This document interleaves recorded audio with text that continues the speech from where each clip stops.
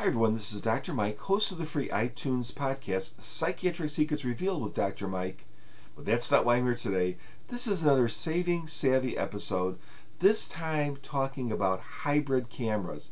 Now, hybrid cameras go by a bunch of different names. I'm sure I don't even know all of them, but they're sometimes called compact system cameras or mirrorless interchangeable lens cameras, or if they have an electronic viewfinder, sometimes people call them EVIL or evil cameras, and I'm sure many others. But we're going to call them hybrid cameras because that's easy for me to remember, and it sort of does make sense.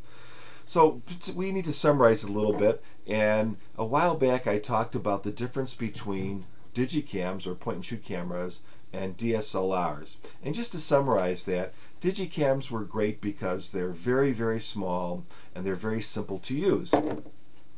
DSLRs are great for a lot of reasons. They have a very big sensor which allows more light to hit the sensor, which means they work better in adverse conditions like low light conditions, and they had interchangeable lenses, so you could really match the lens to your particular need, and the lens quality was much better than you'd have on something like this.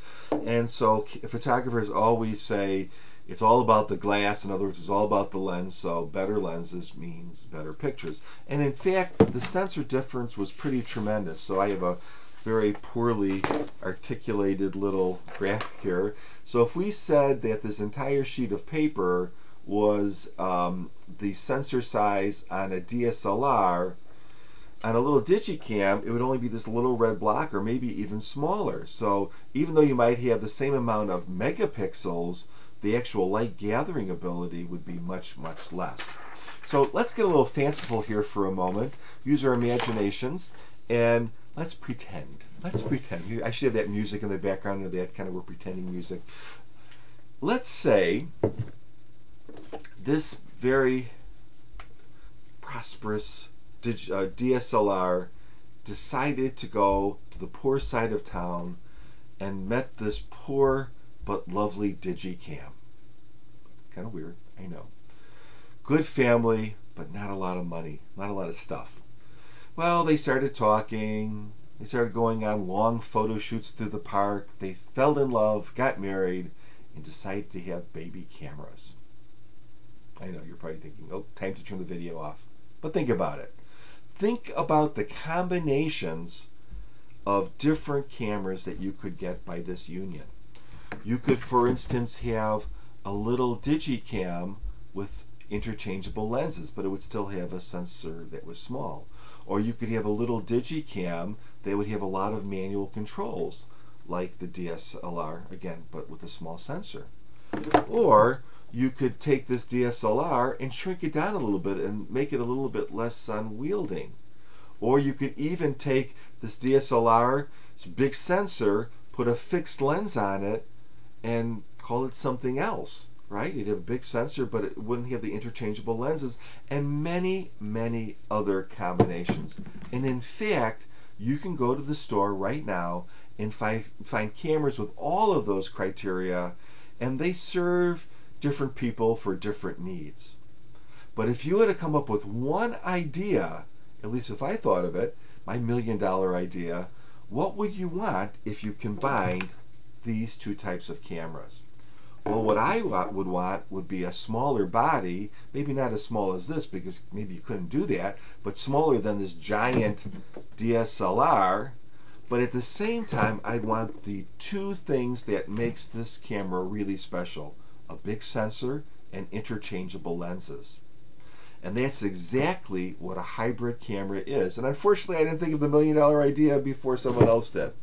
So this is one of many different types of hybrid cameras. And you can see that, I won't show you, but it has an interchangeable lens. It does have a large sensor, not quite as small as a little point and shoot, but tremendously smaller than a DSLR.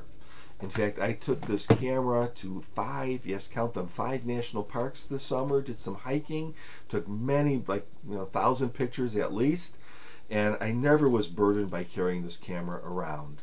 In fact, I even carried around an extra lens or two, and that was no problem either. So this serves a very good need. Now, what kind of hybrid camera should you get? Well, there are really 4 manufacturers that make hybrid cameras like this now, and I'm sure there will be many more. And they're basically in 2 camps. One camp has Sony cameras, the next series, and Samsung cameras. I think those are NX cameras, I can't remember. But they're hybrid cameras.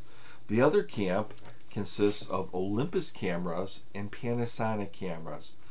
And they both have some differences. So for instance, if you go in the Sony and Samsung camp, those cameras, Samsung camps, those cameras all use what's called an APS-C type sensor.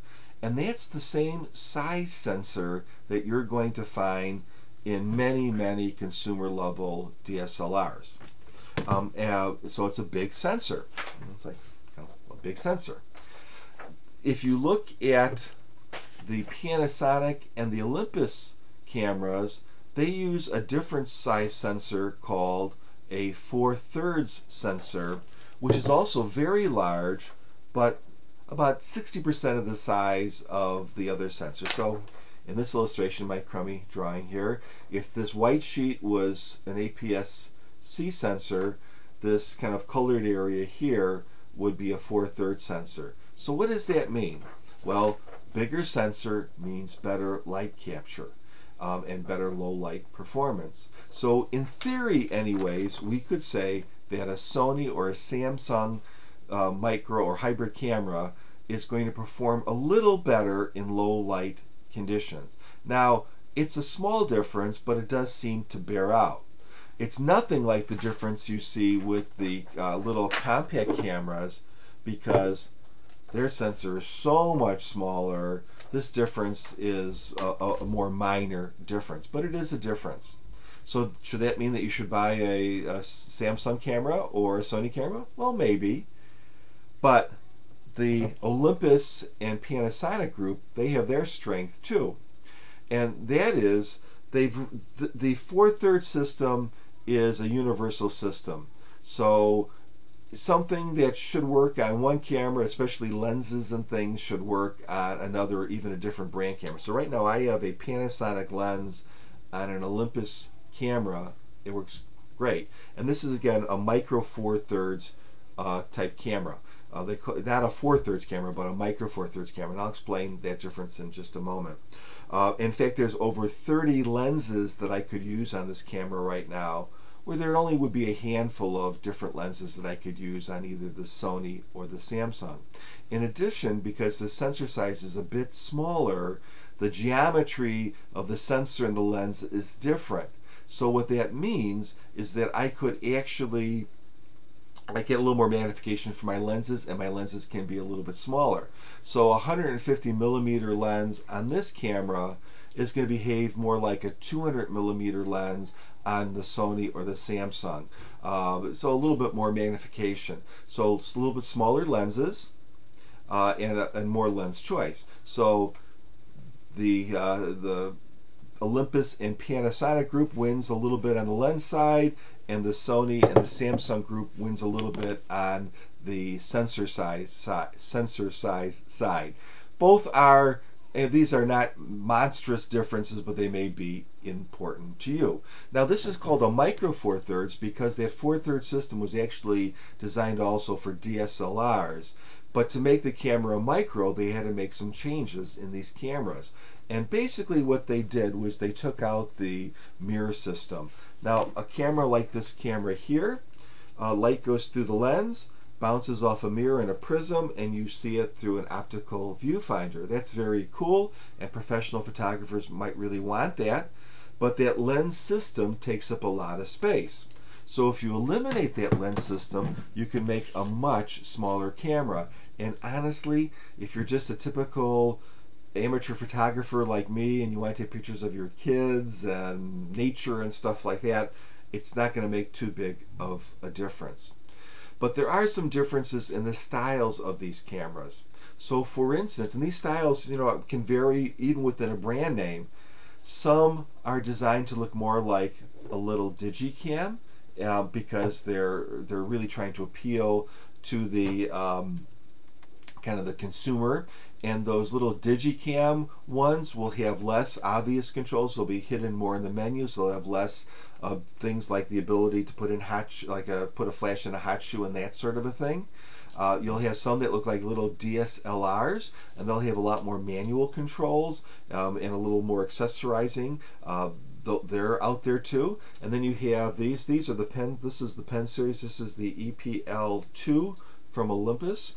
And what's cool about this is it has kind of a retro style, which I really, really like. But that's just my personal taste. And this is this has a lot of manual controls. It has a hot shoe. It has other things. So this is like a really nice camera for me.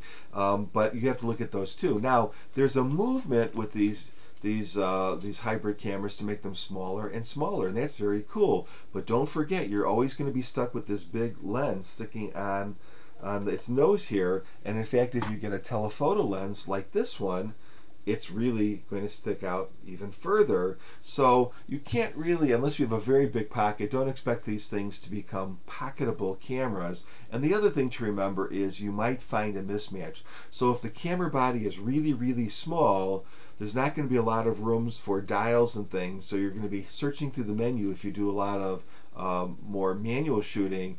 And the other thing is that if it's really, really small, if you put a big lens on it like this telephoto lens here, what you're going to find is that the camera may feel a little bit off balance. In other words, the ergonomics might not be very good just because it's going to be a little nose heavy. So I would suggest that if you are going to buy one of these cameras, which again I would recommend if you want to take really nice pictures, what I would suggest is that you go to a camera shop, feel them, look at them, touch them, think about what you want to do, and decide on that. You can always go online and buy if you want to get a little bit better price.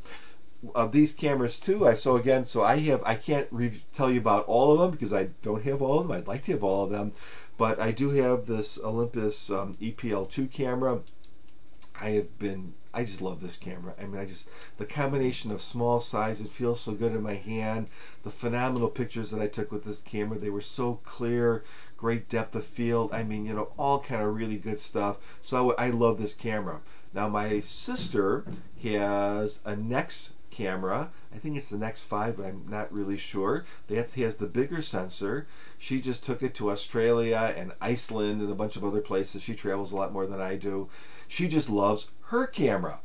All right, so it's really just a matter of preference. I don't think you can go wrong with any of these cameras. The ones that tend to get good reviews so far that I'm seeing are the Sony, the Olympus, and the Panasonic versions. The Samsung it seems a little more iffy. Again, great, fantastic pictures, but some reviewers had some issues with some other facts, but I'm sure that would be a great camera too. So there's my review on hybrid cameras. It's the union of the DSLR and the Digi camera, but it's a union that really gives us the best of both worlds. So anyways, give my podcast a listen. It's very different from this show. It's on iTunes. It's totally free. Looks at all sorts of mental health and wellness issues. And just search for Psychiatric Secrets Revealed or Dr. Mike Kuna on iTunes and you're going to find it. Take care. Thanks for watching. Have a great day.